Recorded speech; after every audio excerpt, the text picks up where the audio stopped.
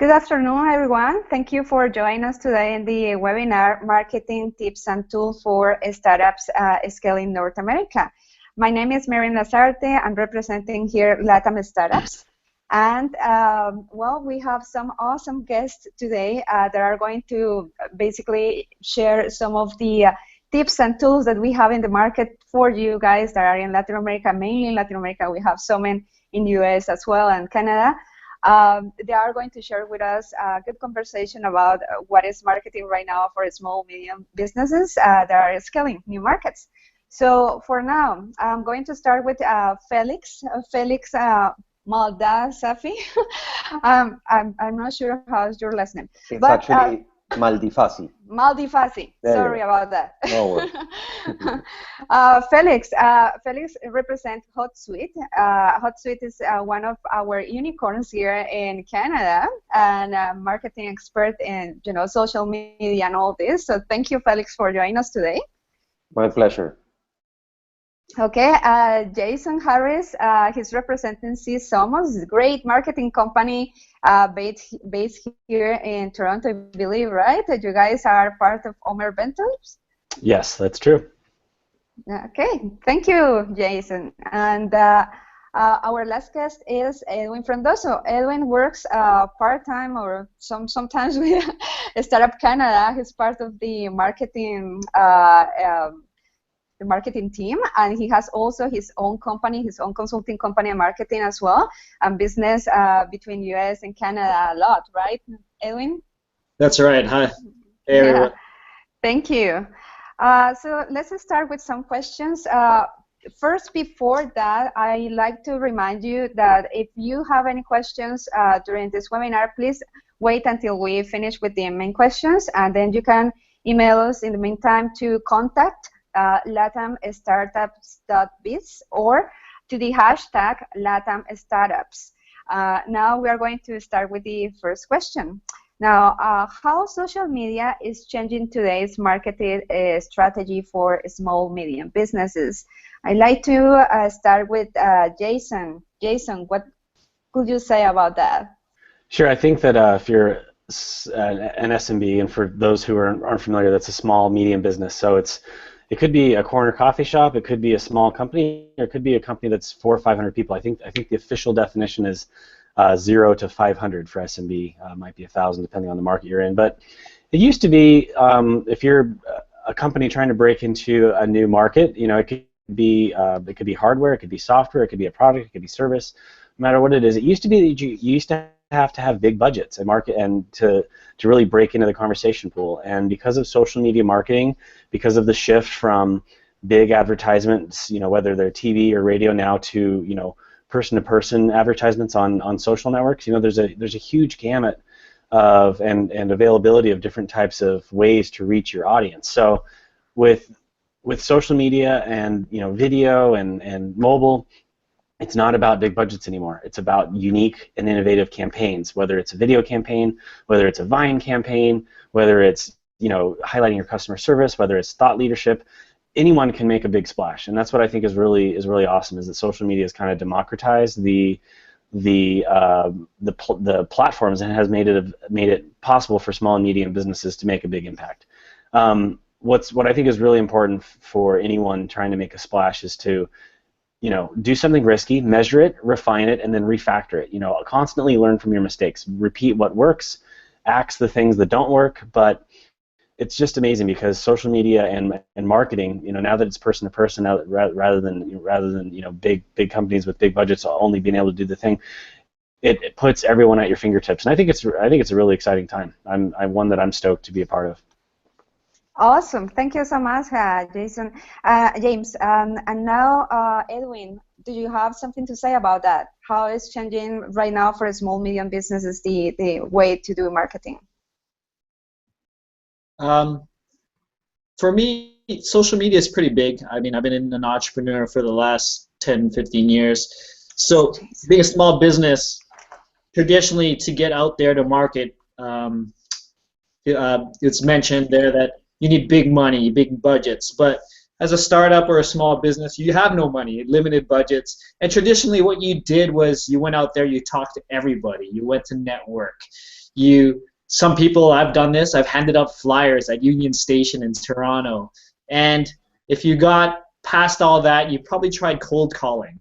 But you're only limited to the amount of people you talk to, so you could only give one flyer at a time. You could only do one phone call at a time, and you're probably not getting to anyone. And then enter social media. You could say the same message, and if you do use it properly and you refine it, and as mentioned, and keep trying new things and know who you're talking to, you're probably going to be talking to 10 people minimum, 100 people, 1,000 people. If you do a nice Vine, a nice video viral ad, and mind you, it doesn't have to cost any money. You could just use your mobile phone. You could be telling your message to thousands of people at a time. So social media is very, very impactful for the small business, because you don't need money to get your word out. You don't need to be standing on the street corner here on Yonge Street and hopefully someone grabs your flyer and actually keeps it. So it's pretty exciting. It's still fairly new to small business. People still don't really understand it. A lot of people are still networking, which is you got to be doing anyways. But I mean, we'll probably get into that as well, as using social media as a networking platform as well. But yeah, that's what I have to say on that. Thank you, Edwin. And Felix, do you have something to add there? I think these two guys nailed it. I totally agree. I can pretty much, I was just thinking while I was listening to Jason and Edwin, you have no excuses not to be successful nowadays. I mean, it's, as they were saying, it's free, it's there. It doesn't have to be expensive, it doesn't have to be complicated. You just need a good idea, test it, you get immediate feedback, actually sometimes more immediate, that you can handle. And then if it works, you repeat, you refine, you do it again, you do it better. If it doesn't work, you do something different. But I mean, with all the tools, and I'm going to emphasize free tools out there, as again, I mean, your mobile phone is like your production studio that you have in your pocket. And then you have Twitter, you have Facebook, you have Vine, you have Snapchat, you have Instagram, you have other networks. So it's like there's no way, no excuses not to be successful nowadays with like no budget. You just need a great idea, to be honest. Awesome. And actually, it's great that you say all about those tools, because actually that's our next question, Felix, and I would like you to start with that. What kind of marketing tools are in the market that are helping international startups to search for potential customers or users? That's a great question, and to be honest, it's good. There's so many options out there. I mean, it's pretty much, you have to really understand what you want to accomplish. I mean, if it's social media management platforms, that's one thing. If it's marketing automation, that's another thing. If it's listening, for example, obviously you have to listen. Once you do that test, once you put your word out there, you have to have a way to listen what people are saying about the brand and about your idea. So actually, tools like Sisomos, it's great for that. You have other more robust tools. You have other more like free tools. You have tools like Boost Somo, which is actually a free way to research what the content that your audience is actually looking for. Other tools like Mention or even Referral Snip. I mean, there's so many tools out there, and actually free or not expensive ones, that it's just a matter of defining what's your strategy, what are you trying to accomplish, where's your audience, what kind of metrics or measurement you want to make once you put your word or your campaign out there. And after that, I mean, there's such a big, wide array of tools that it's like it's impossible for you not to find one. That's true. Jason, do you have something to add to that? I do, yeah. I mean, free tools are great, and I think everyone starts out at that. I mean, when I was starting my community management practice, I was working for a startup out of the UK, and we were, very bootstrappy. So I used Hootsuite, I used TweetDeck, I used, I used a couple. And one thing I really like, and people forget about this one, is Google Forms. If you're going to do a survey, say like you're entering a market. Say you're entering a market and you just need data. You can use either SurveyMonkey or Google Forms. I really like Google Forms because it gets you the data in a spreadsheet, which you can then take and use it for whatever you want. But so everyone, especially in SMB, they start out using free tools. They start out using TweetDeck for conversations.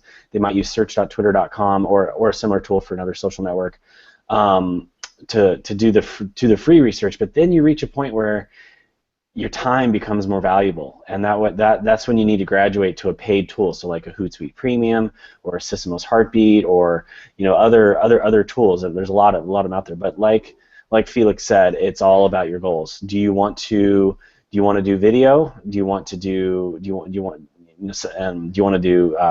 images? Do you want to do text? Like what are your goals? And so another tool set that I would recommend is MailChimp for email marketing.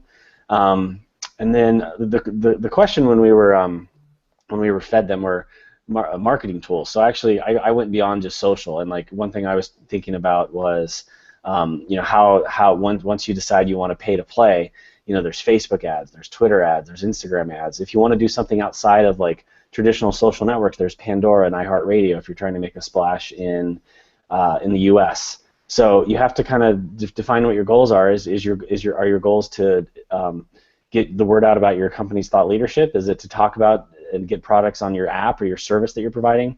So it's a ailment that you can't like prescribe a certain certain solution for. You have to know what the exact problem is. Thank you, Jason. Edwin, what do you can say about that? Would you like to add something more? Yeah. What I wanted to add was what I mentioned in the last question is one of the key things for small business is networking, and a couple of tools that I thought of was similar to Jason. I was getting away from sort of the social media, because to me social media might be a platform or a channel. I was thinking more strategically. So if you're looking for users or customers or maybe even strategic partners, you got to remember who you're looking for and why you're looking for them. So things that I would probably bring up is like, you could look up meetup.com. If you have an app for solopreneurs, stay-at-home mom solopreneurs, you can look at meetup.com in Toronto and find out there's a lot of events that are happening in there. And you could try to join those events or hit those message boards as well. You could look into LinkedIn, people in a specific city, or depending on what type of users you're looking for. If you're looking for a developer that does Python and he does this and this is the product for them, then you could use LinkedIn.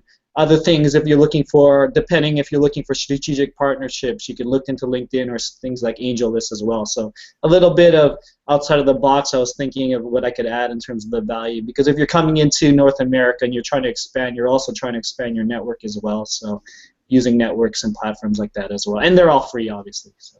I think one thing to not discount is we've been talking about social media platforms, Twitter, Facebook, LinkedIn. Don't forget the old school ones. Don't forget Reddit. Don't forget forums. Don't forget, like, if you're doing mobile, like Howard forums, like the old school, that they get a lot of traffic and they have a lot of influence, more so, and they also have a more captive, engaged audience than something like Twitter, which is very flash in the pan. Thank you, all of you, and let's go to the next question with Edwin this time. What's a healthy practice every startup should consider to do regularly in order to have a good marketing strategy? I guess having a marketing strategy is very broad, and it's like your toolkit or your plan of action, right? And I think, which is very important for every startup, every business, or every stakeholder for any marketing department or organization, is to ensure that you know your goal. I know this was mentioned. You know what you're going to do. You have a plan, and you have metrics on it. You have to define what's success to you. And maybe you're doing this every week, or maybe you're doing this every 2 weeks. So if you're a small business or a startup, you got to really understand, okay, maybe I'm going to start on Twitter because I don't want to be everywhere. And 2 weeks later, what was my goal of success? You got to reevaluate. You got to measure your success and go from there. So I guess my one answer is really to measure in your marketing strategy. Really define what you want to do, what you deem as a success. Is it getting eyes onto your website? Is it getting downloads to your app? Is it getting paid customers? Like, what is your goal for your marketing strategy? I mean, ultimately, everyone's looking to get paid subscribers, depending on what it is, but you got to define it, because there are different type of marketing strategies, from branding strategies, just getting to get your name out there and just getting eyes on your product, or getting paid downloads, and from there always measure and see the success of that and change accordingly. Good. Felix, do you have something to say about that? Once again, totally agree, and I was thinking maybe on as Edwin says, right? Marketing strategy is very broad, but again, I think it's again you don't have to be complicated, you don't have to be very complex, very robust. I mean, I believe that a healthy practice is to be agile, and that's a big thing that small SMBs, right, small and medium businesses have. I mean, you can be really agile. You don't have like this bureaucratic process to put something out there. Just do your best, be transparent, be creative, be original, and measure it. As Jason was saying, I mean, you have to make something that's measurable. And once you get that data, I mean, you can repeat it, redo it, kill it, change it. But I mean, be agile. So be, and again, right, be authentic. I mean, don't do what the big brands or what other brands are doing over and over and over again, because obviously that gets old pretty fast. But agile, get it out, measure it, and repeat. I think that would be my advice. Awesome. Jason, do you have something to add to that? Yeah, I think the point that I would make is to be customer focused. I see too many companies, small, medium, and even big, that they talk if they're going to a group of people to say, hey, this is our product, this is our solution, this is our, it could be consulting if you're an agency. We're awesome because X, Y, and Z, and they haven't done their research to find out that X, Y, and Z isn't what the customer needs. They actually have a problem, and you should speak to why your solution is great. So don't go into a conversation with a preconceived notion of the features you think you need to talk about. Actually do your research. And because social media is a big research group, there's a big pool of data for you to do your research on. There's no reason to walk into a conversation or to launch an ad or to put out a video that is not customer focused. So my boss at Systemos calls this relentless relevancy. Always be relevant to your audience, and as said before, experiment, measure, and readjust. There's no reason for big spend. There's no reason to blast the same message across social channels. Identify your goal, come up with a solution, and then reassess and reevaluate. I think we're kind of repeating ourselves a little bit, but it's really valuable information. And oftentimes with in SMBs, there's typically one or two people doing marketing. It could be a marketing director, it could be an intern, and they're trying things over and over again, and they don't actually they don't have the foresight to take a 40,000-foot level and say, okay, these are the things we tried over the last 3 months. Here are the things we should nix. Here are the things we should repeat. Here are the things we should amplify. So it's just super important, and I think these 101 level marketing things should be repeated, because even veteran marketers often miss those key insights.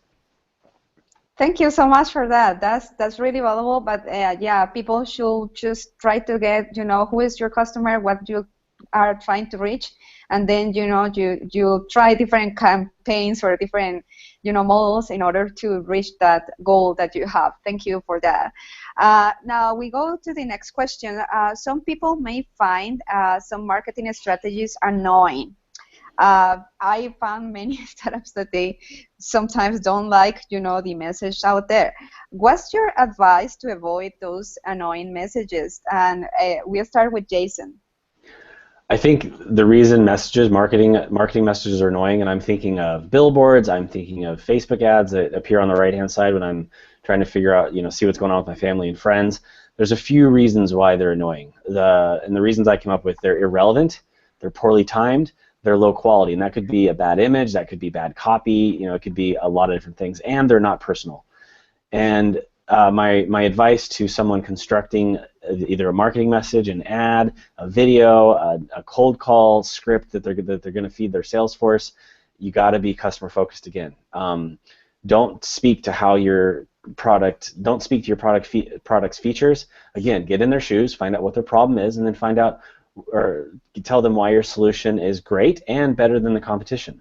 A year ago, I wasn't at Sysmos. I was actually doing influencer marketing for Nokia, and I was going after I was doing influencer marketing, so it was my job to get Nokia phones in the hands of highly influential people. One of the target markets that I came up with, or that they came up with, that I was able to exercise was going after travel photographers, mommy bloggers who are taking photos of their food bloggers, and like rather than just coming at them and saying, "Hey, there's this new phone from Nokia and you should try it," their response was always, "Well, why? I'm on an iPhone. I like it." I wouldn't do that. I would actually do research into their social channels and find out food photographers love to take amazing low light photos, and one thing that the Nokia camera or the Nokia phone at the time was really great at was taking photos in no light with no flash to actually show off the food. So I would call a person and say, "Hey, I see that your last 10 photos were actually kind of grainy. I'm imagining you took them on an iPhone. If you got this Nokia Lumia, you could take better photos, and your audience could actually see the texture in that piece of meat you were photographing." Or I would go to a travel photographer and say, "Hey, I know you like to travel in international locations. This particular phone is unlocked. You can use it wherever you go, and it has a 41 megapixel camera. So those images and videos that you're taking to share with your audience would actually be much more killer on this phone." So I would get into their context and then pitch them intelligently rather than just coming up and saying, "Hey, your iPhone probably dies, or the phones are grainy. Our camera does this, that." So I got into their shoes and helps try to prescribe an issue, or to prescribe a problem that I thought would help them. Okay, that's really good. Thank you, Jason. Edwin, do you have something to say about that? No, I think what Jason said was on point in terms of irrelevant ads. And I mean, the only thing I was thinking about right now in terms of irrelevant ads is ensuring that you are showing ads. I wouldn't say just in time, but as soon as people are looking for that product or interested in it. So one thing is pretty big in terms of marketing these days is retargeting type ads, like having a customer view your product and keep showing them that product, for example, the next day or next 2 days or 3 days. I know it could become annoying. For example, like real case scenario, me and my wife were expecting our firstborn, so we're doing, like, I'm sure you can imagine, all kinds of online shopping, and we're looking at a baby seat. Now I see baby seats everywhere. I mean, it's nuts. I see it on Facebook, I see it in Google, I see it in forums that I go to, which is great, but I haven't searched for that in the last 2 weeks, so it's almost becoming irrelevant now for me, but it's becoming annoying. So I guess for the marketers out there is ensuring if you're using tools like retargeting, maybe you want to make that timeout in 7 days. Having said that, a product like mine, which is a B2B type product, the sales cycle is more closer to 3 months to 6 months. So how do we balance these annoying ads? It was a great question because it's something that we're talking about as well, is rebalance, ensuring that these retargeting ads are being shown to these people a lot of times per day, but you want that to be across 3 months. How do you do that? How do we get that goal as well? So it's really understanding your product life cycles, and ensuring that you have these ads expire real quickly if you're using retargeting. Good. Felix, do you have some experience with annoying messages? How to avoid that? I do. I do have experience, as all of us have. And again, I think this is pretty simple. And why Jason's pitch on the phone, the mobile phone pitch was successful is because he put himself on the customer's shoes. I mean, what can you tell someone that would sound appealing to yourself? And that's actually customer-centric. That's also pretty much all we do in Hootsuite, or at least what we try to do. And a big philosophy that our senior VPs and actually Ryan, our CEO, really believes it's customer first. I mean, you build everything around them. So if you put yourself in their shoes, if you imagine yourself on the other side of the computer or the phone of the ad or the message, what will appeal to you? And we're all humans. We're the same. So if you find something annoying, don't do it. And if you find something appealing, try doing that. I think it's pretty simple. Yeah. Yeah. So I agree both with what Edwin and Jason said, of course. That's right. It's very, very simple. Well, we sometimes complicate our lives too much, I guess. All do those mistakes. Yeah, we're experts in that for sure. Yeah. So for the next question, Edwin, in your experience, what is the best social media platform to connect with potential clients and customers? And we are asking this because I don't know here in Canada really or in US, but in Latin America, mainly startups do business through Facebook. So they connect with clients and users through Facebook. And that's the main platform. And well, we all know Facebook is a big platform. But what do you think, in your experience, what is the best platform, or how people can connect through different platforms to the clients and customers? Yeah, sure. No, this is a great question, and it's one that me personally, I'm always not only experimenting, but always fiddling around with, right? I mean, for me personally, a lot of my focus is on Twitter, and this is probably in order of importance. So Twitter, Facebook is probably tied, and then LinkedIn. A lot of stuff that we do is B2B. Twitter, you're able to get your message across to people, but you got to remember the Twitter platform, these are people who are really on Twitter are very knowledgeable social media people. They understand that. And whether you're selling to people who are very IT savvy, they're probably not on there, whereas Facebook, everyone's almost on there. I mean, my mother's on Facebook, and she's learned it. She knows how to do ads. She knows how to take pictures of things and post it and tag people. And my father's on it. He's 7 years old. So, Facebook is definitely more user friendly. And I'm finding because we do a lot of B2B type stuff, so doing a lot of content marketing through the Facebook and Twitter, we're getting different types of results, right? But ultimately, I think everyone checks Facebook versus Twitter right now at this point as well. So I mean, what Latin America is doing as well is, to me anyways, personally, it's very on point as well. And it's always reevaluating because there's new things happening. There's Instagram, depending on the type of product you're doing. Instagram, I'm sure either Jason or Felix know this number better, but if you do a video ad on Instagram, you're almost 100% someone's going to watch that whole 15-second video. So if you're doing a video ad on that and you know the demographics and the people are on there, Instagram is very, very powerful for that type of stuff as well. Food bloggers are all on that. And in fact,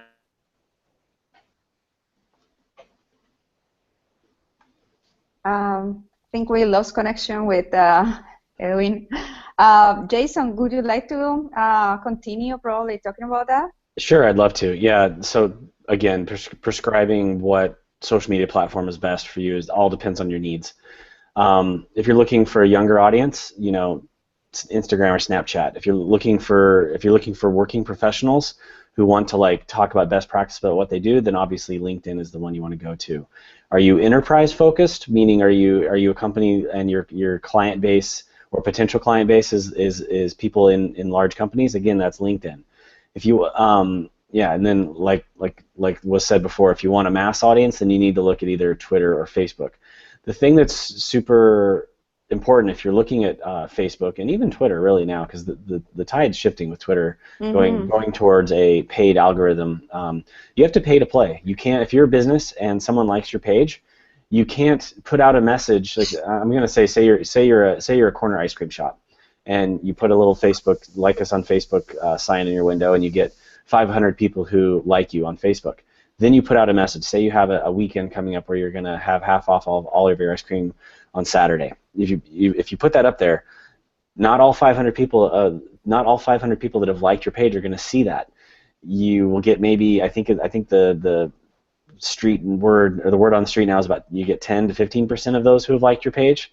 So you need to boost those posts, and that's something that you need to know. And it's actually not a bad thing to boost your post. I've seen a lot of SMBs who put as little as $20 or $30 behind a message, an important one, and they actually get really, really good lift off the reaching their whole audience, and then also getting shares. So you actually get you get metrics and you get visibility into what the entire reach is of that message that you put out.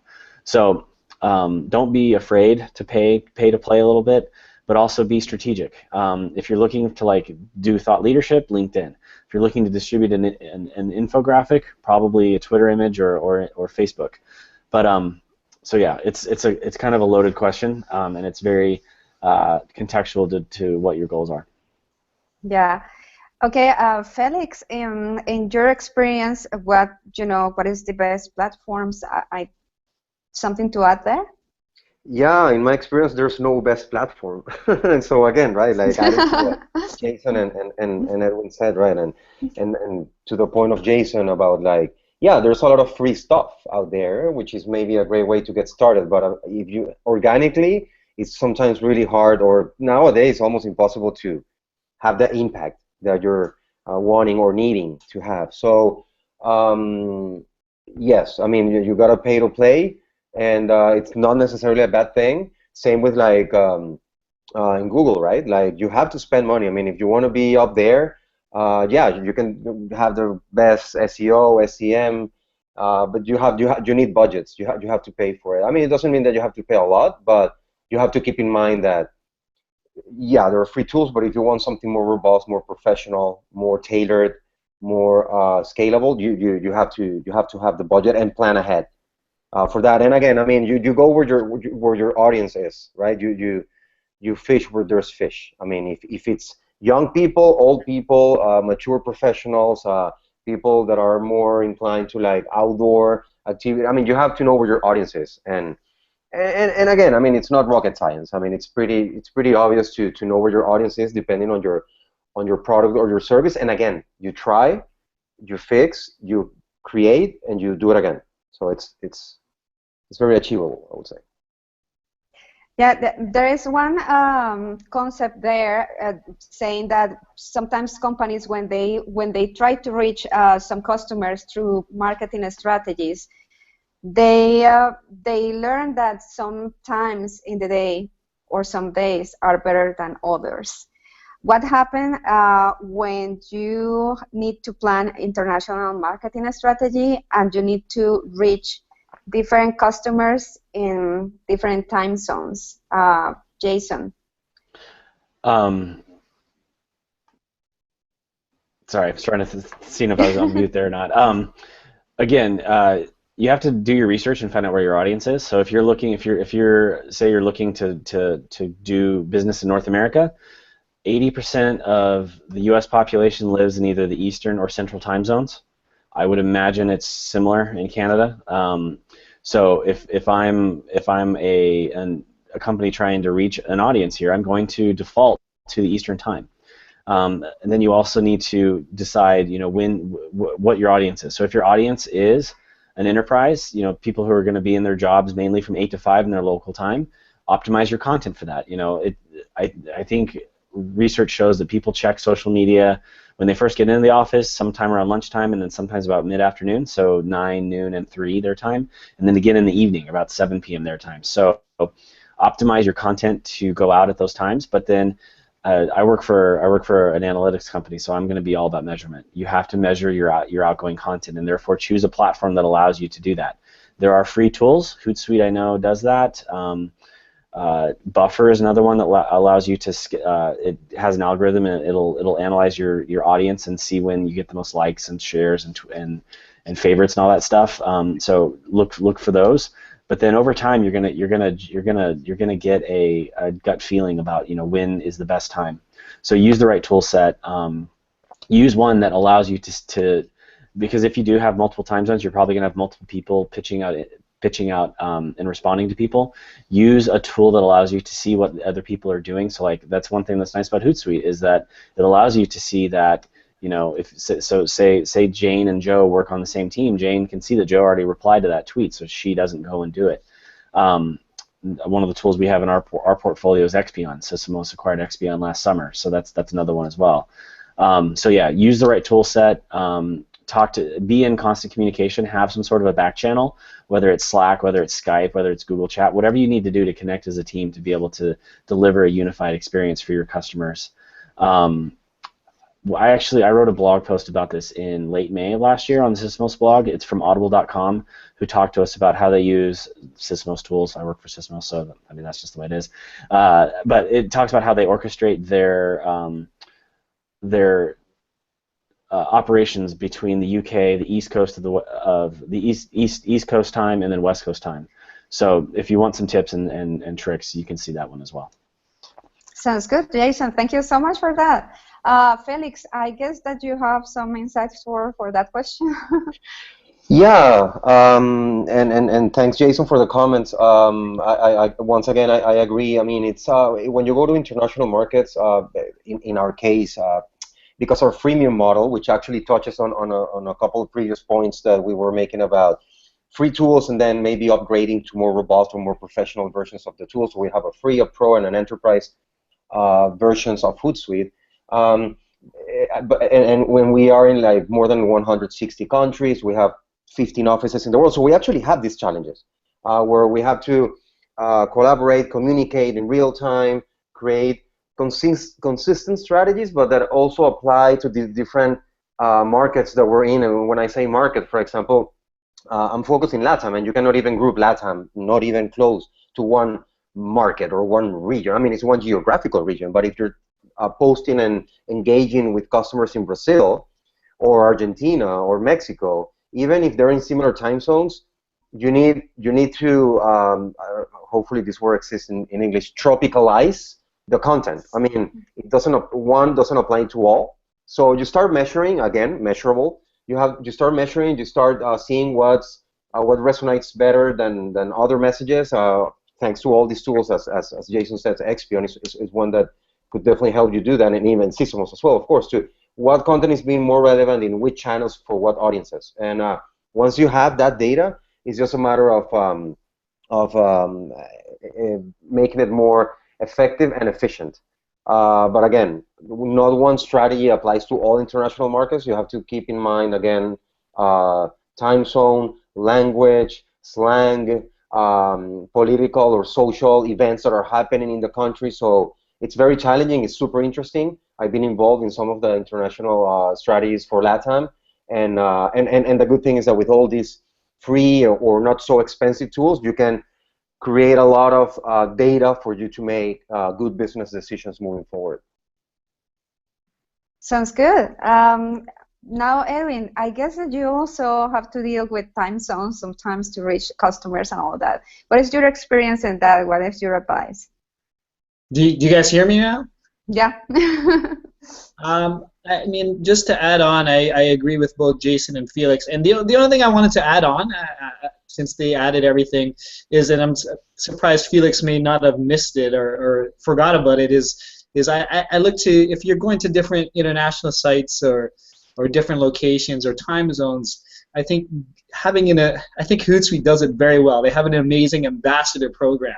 So having someone local who loves your product or understands your service or your sale, and you have someone on the ground, having that type of ambassador program and people on the ground in these local international sites or different time zones, you really get the feedback of how to sell into that community and really going that. So whether it's through an ambassador program or you're getting, personally, it's very hard if you're only one person in a marketing department to get to these different locations to really be on the ground and really understand that climatization. I think Felix said that, that content for that area. But it's really being, and I think Jason said it first, is being customers focused, really understanding people in that area, that location, because not everything is the same, or not everyone cares about what your message is, depending from that. So that was a call out to Hootsuite and their ambassador program. Thanks, Edwin. I wanted to add thanks a lot, and I also wanted to mention a really good friend, the creator of everything that's regarding brand and community at Hootsuite. It's called Dave Olson. Dave was a big believer. Actually, his slogan, his philosophy is one hug at a time, and he did a great job at doing that, at having ambassadors and developing a massive community around the world of like Hootsuite lovers, Hootsuite professionals. They create Hootups. I think we had like a couple thousand Hootups last year.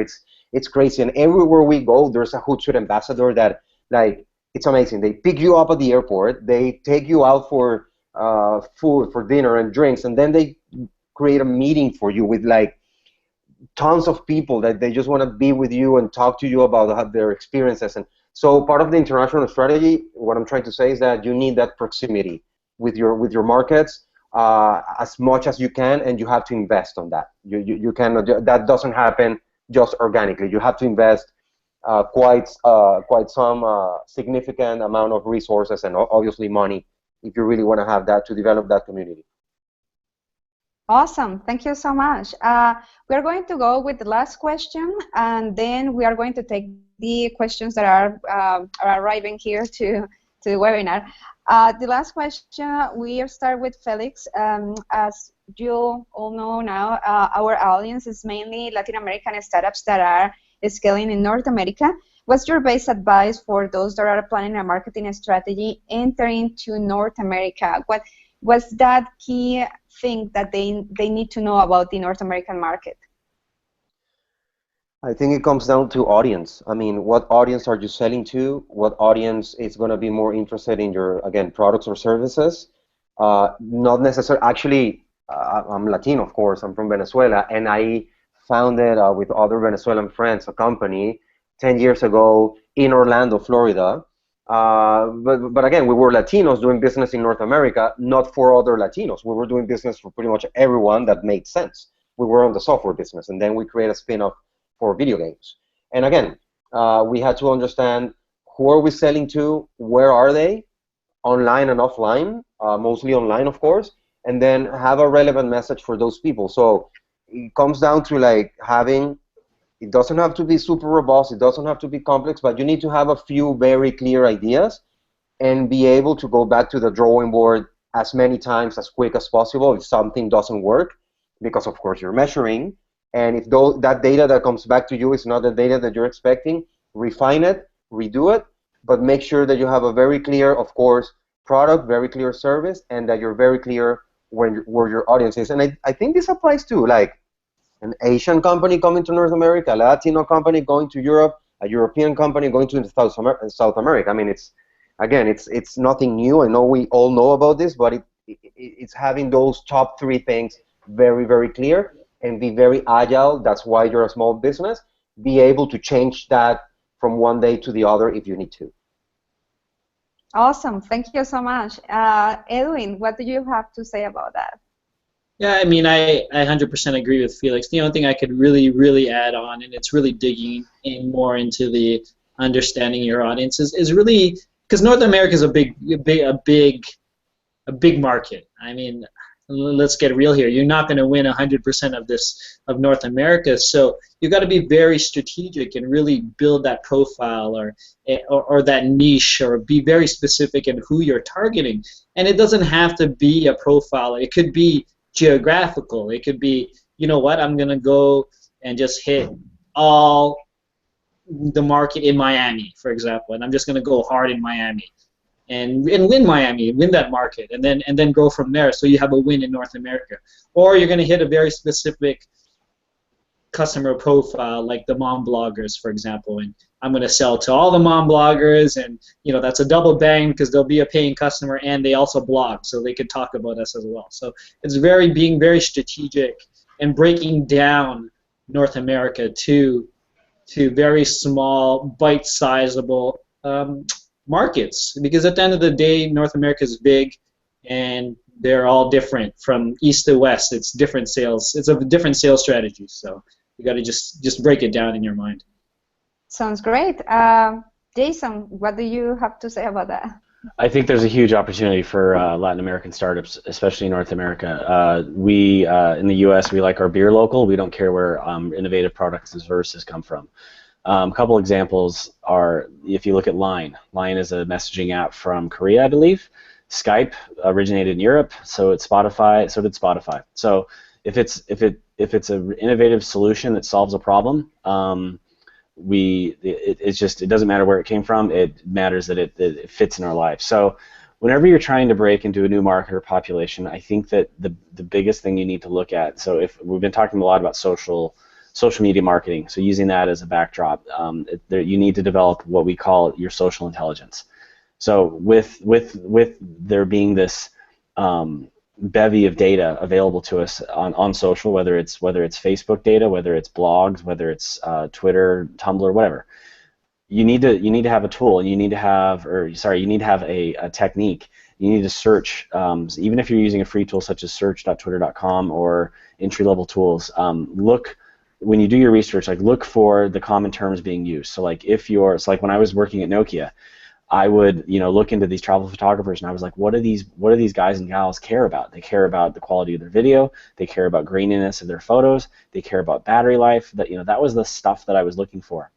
Also look for who the power players are. If you're using a search tool, find out what are the names that come up most often, and then among those names, who are the thought leaders? Who are the people getting retweeted the most?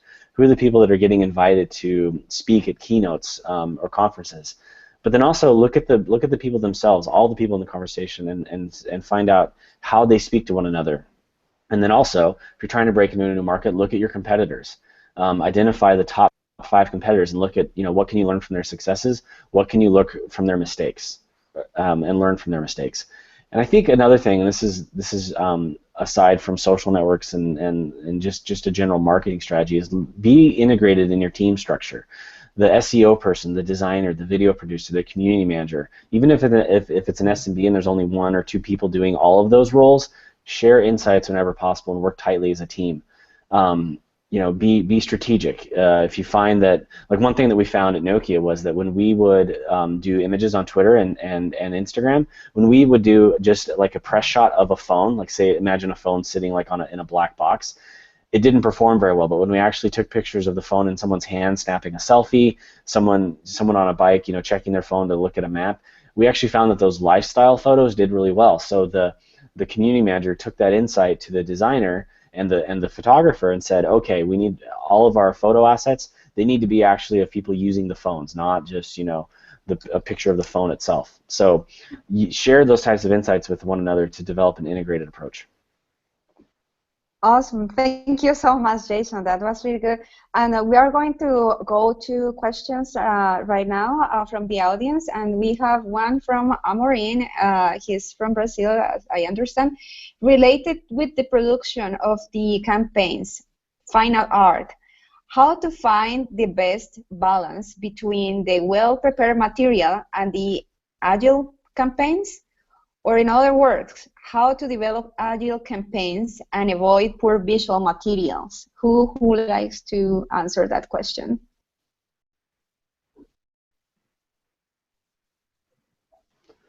I'm more than happy to jump in. You need to pay a photographer. You need to hire a photographer, and they are not expensive. They can be crowdsourced. You can put out a call, or sorry, not crowdsourced. They can be found via wisdom of the crowd. So like if I'm going into a market, so like if I'm going to launch a product and I'm going to do it in Atlanta, I will go on Reddit in Atlanta and say, hey guys, I'm shooting a photographer. I'm looking for someone who specializes in shooting people in their 20s and people who live active lifestyles, and you'll actually find a bevy of people who will respond and say, hey, I've worked with so and so. Here's an example of their work, and you can negotiate. Like I actually did, I did a soccer camp in LA, and we were doing it to benefit a nonprofit, to benefit a school foundation. And I actually found that when I went and said, hey, we don't have much budget, we have hundreds of dollars, not thousands of dollars to spend, I actually found a lot of really great creative professionals who said, I want to be a part of what you're doing, so I'm willing to work with you on my rate. So be honest, but you need to hire a professional. I wouldn't, if you're throwing an event or say you want to grab a photographer, don't say your secretary has a DSLR, don't just automatically bring her on and say, hey, can you make photo magic? Bring a professional, because you'll have really great results that will perform better and visually communicate what you're trying to get across. Yeah, at the same time, you avoid like a waste of your time, because sometimes you're like putting all that effort yourself, and then you find out later that it didn't work.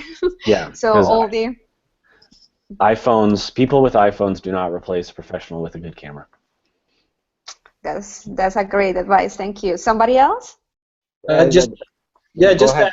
oh, go ahead.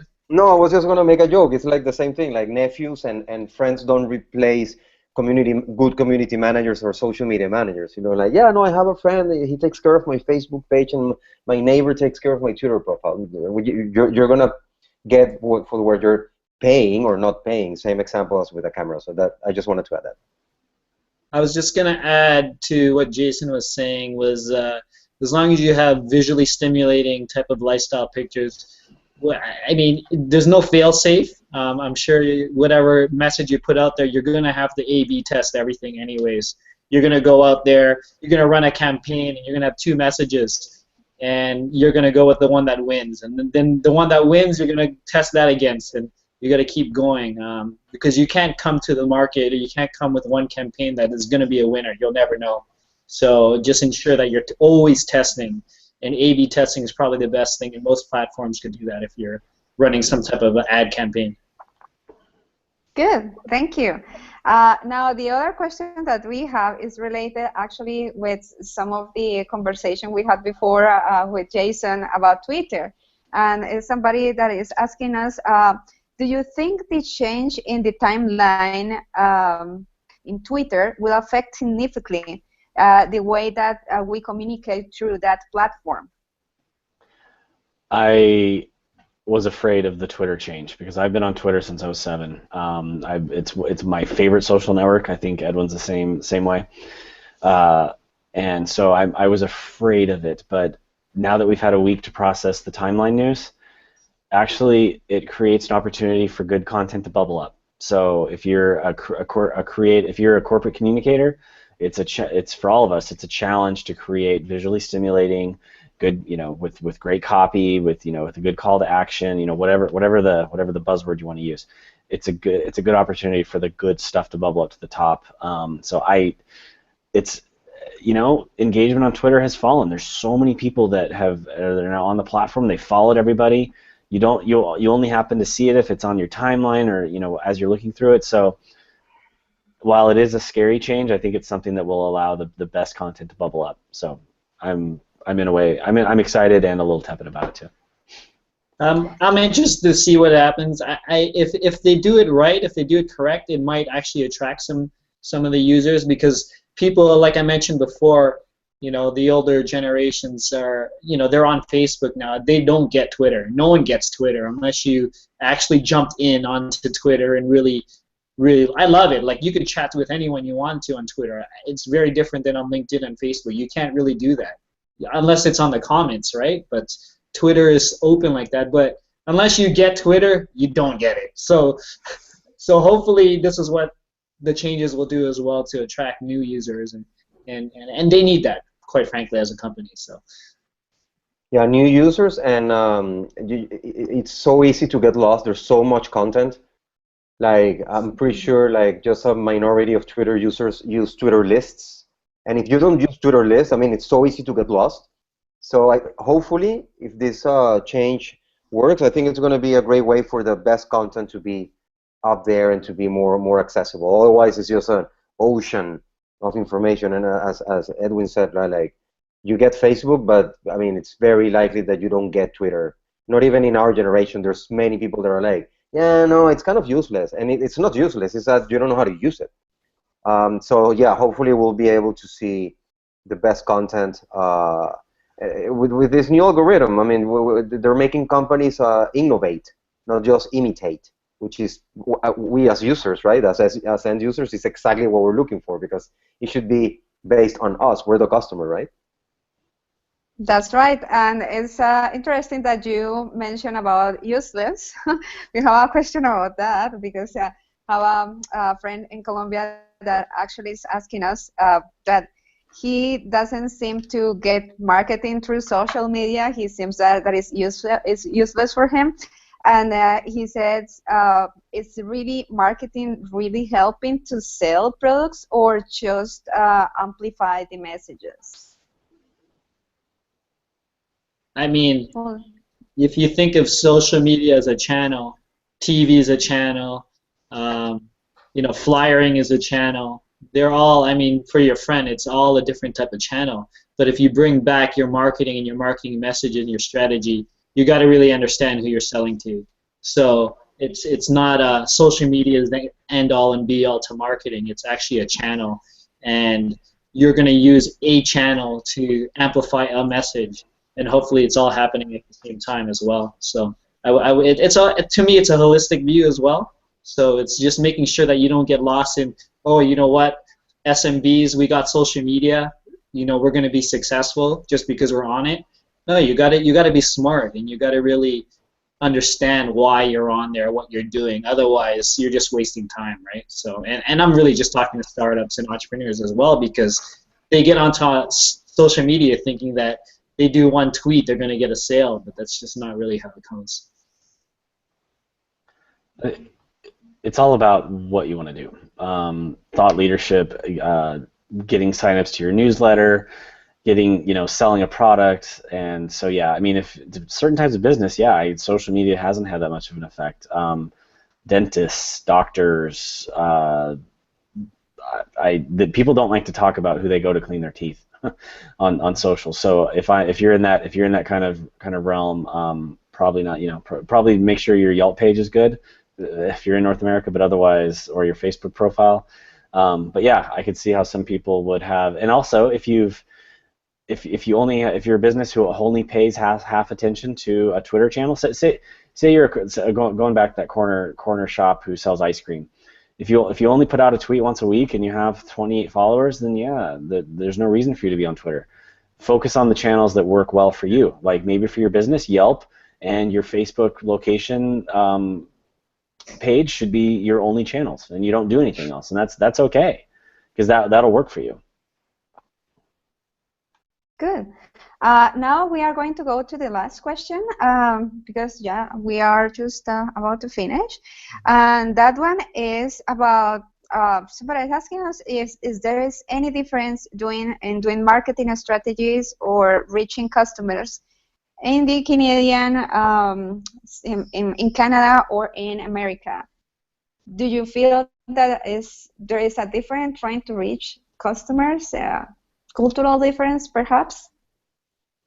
I mean, I'll quickly say this. I talked about this before in the past, and I started my company here in Toronto. My co-founder is out in New York. The two biggest cultural differences, I would say, and I'm specifically talking to B2B, and it also spans as consumers. First off, Canadians are very intellectual consumers or buyers. We study everything, and we're going to make sure we do that. And as a startup and someone selling to B2B, it was very, oh, who are you and where do you come from and how long will you be? Whereas in the States, in US, it's more of, oh, you could do that, you provide a value, let's try you out. So Canada, we're very, in Toronto anyways, we're a banking city. We're very conservative. So they're really you got to really jump through hoops before they trust you, especially if your brand is not a big brand. Whereas in the U.S. and New York, for specifically, you provide a value. It doesn't matter who you are. They'll give you a chance. But if you fail, then they'll just switch. They'll go away. So the culture difference is in America, they're a little quicker to make a decision and trust you. Any other response, Evan? I think it's a lot like Edwin said. There are multiple Americas. There's the West Coast, there's the East Coast, there's the South. Each region has its values and ways of speaking and things that they find. So like in the Midwest, they're all about family. They're all about working. I don't want to stereotype them, but they're all about family. They're cohesive. But even looking at the Midwest, there's the industrial Midwest, and then there's the farming Midwest. In the Northwest, I live in the Northwest, so I'm in Portland, Oregon, and we value we're all about locally sourced food. We're all about the environment. We're all about recycling, that sort of thing. Where that message may not resonate in Southern California, or it may not resonate in the Southeast. So. Like Edwin said, define your market. If you want to hit Miami and rural Florida, great. And then if you want to do the Northeast, the Boston and Philly and New York, you go after that. It's all about what you want to offer and then where the people are. Awesome. So finally, guys, I think we finished here. We have all the questions that we have before. For those that are still thinking in the questions, you can contact us through contact@latamstartups.biz or through the hashtag LatamStartups. But in case you like to contact directly, Hootsuite or Timezones, how they can reach you guys? Felix, how they can reach Hootsuite? Definitely through our blog. There's many points of contact there. I mean, it depends if you're interested in a product or a community or becoming an ambassador or a marketing partner or a business partner. You can always reach out to me, and then I could channel based on their request. So you can use my Twitter account at @fmaldifasi with double S. We can add that later on. Or just go to contact@hootsuite.com, and we definitely will get back to you. Thank you. Jason? My personal Twitter is my last name and the first two of my first name, so Harris JA. But also you can tweet me at Sysomos as well. And then yeah, our blog is really rich with advice for practitioners and marketers, anyone wanting to look at the different facets, whether they're a community manager, whether they're a designer, whether they're a market researcher. Doesn't matter. We have a lot of content, much like the Hootsuite blog as well. So reach out to me and I'll help filter it, or also just tweet at us. We'll take care of you there as well. Sounds good. Edwin? Yeah. So as mentioned, I do host the Twitter chats with Startup Canada. So I mean, you could find when I'm on there. That's usually on Wednesdays and Fridays. That's the Startup Canada. It's @startup_Canada. My personal is I thought it was genius, but it's Dragon Meme, but without the vowel, so it's DRGN Meme. So you could tweet at me. I'm on there typically, and otherwise you can tweet at Startup Canada. You can find me on Facebook, LinkedIn. That's right. Thank you so much, everybody, for being here today, for participating in the webinar, and for those attending the webinar. Again, if you have questions, you can also reach us out. We can connect you guys with the panelists, or at least with the companies. And thank you, and we hope to see you in the next webinar about Canada and about soft landing programs, and hopefully also in the LATAM Startups Conference in Mexico that is going to be in October. Thank you so much. Bye, guys. Thank you. Bye, guys. Bye.